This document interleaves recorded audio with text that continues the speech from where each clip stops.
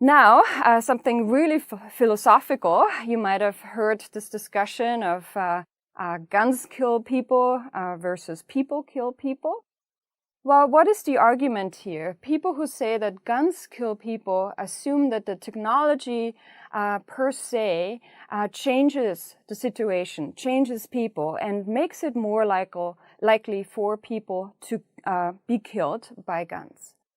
The other argument is people kill people, and that means the technology per se is neither evil nor good. It's the people who make the decisions. So this is actually a debate between technological determinism and neutrality of technology. People who subscribe to technological determinism think that technology leads to certain outcomes. So the society around it doesn't make much of a difference. If you introduce technology into a sociological system, it will create change. Neutrality of technology says the technology per se is neutral. It's the humans, the social institutions that create that change based on the introduction of the technology. Well, in reality, it's neither of these. Usually it's a mixture of these two processes happening. And DeSanctis and Poole in 1994 actually termed this adaptive structuration theory.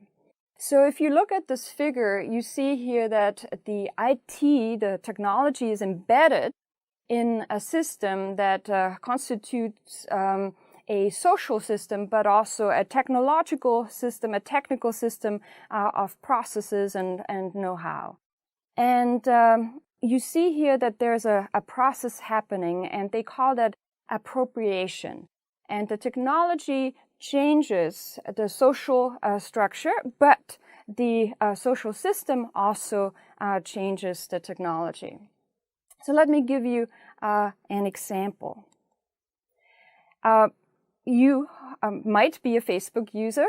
If not, I'm sure you have heard of hashtags.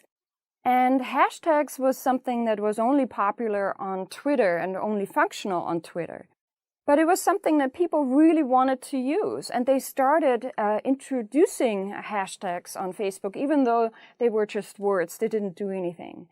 And it became so widely used that Facebook eventually, in 2013, changed its platform, changed its technology to accommodate the user needs. And now you can actually use hashtags on Facebook.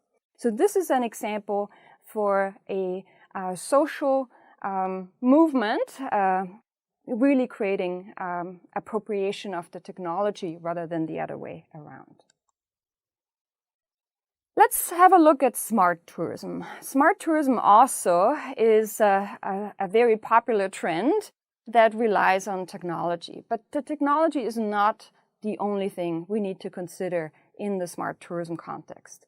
So we have sensor technology, we have big data kinds of analytics technology that delivers data. But this doesn't make a destination, a tourism business smart per se. We also need a business layer, a socio-technical system that takes advantage of these technologies. So we call this a digital ecosystem. We have the physical layer, we have the destination in tourism, and we have that technological layer, but we also need that social business layer. Organizations need to be able to actually take advantage of the data that is produced by smart tourism in order to deliver smart tourism experiences. Now, let's have a look at technology adoption. And technology adoption really means how do people choose, how do they decide which technology to use, if any at all.